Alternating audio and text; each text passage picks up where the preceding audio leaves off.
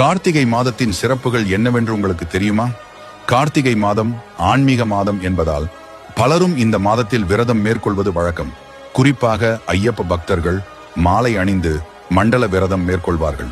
ஆனால் கார்த்திகை மாதம் ஐயப்ப வழிபாடு மட்டுமின்றி முருக வழிபாட்டிற்கும் ஏற்றதாகும். இந்த மாதத்தில் சில குறிப்பிட்ட வழிபாடுகளை செய்வதால் நம்முடைய வேண்டுதல்கள் அனைத்தும் நிறைவேறும்.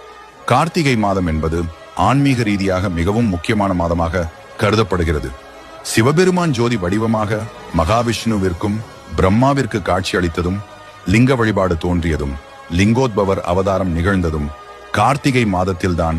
கார்த்திகை மாத பௌர்ணமியில்தான் பார்வதி தேவி திருவண்ணாமலையில் மலையையே சிவனாக நினைத்து கிரிவலம் வந்தார் என்றும், அவருக்கு திருவண்ணாமலை மலையை சுற்றி 8 இடங்களில் 8 விதமாக சிவபெருமான் காட்சி அளித்தார் என்றும், சிவனை வழிபட்டு அவரது உடலில் பாதியாக பார்வதி தேவி அங்கம் வகித்ததும் கார்த்திகை மாதத்தில்தான் என சொல்லப்படுகிறது.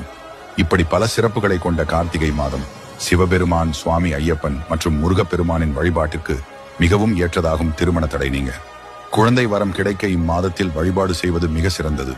கார்த்திகை மாதத்தின் துவக்க நாளில் அருகில் இருக்கும் ஆலயத்திற்கு சென்று விளக்கேற்றி வழிபட்டால் உங்களின் வேண்டுதல்கள் எதுவாக இருந்தாலும் நிறைவேறும் என்பது நம்பிக்கை. கார்த்திகை மாதம் தீப வழிபாட்டுக்குரிய மாதமாகும்.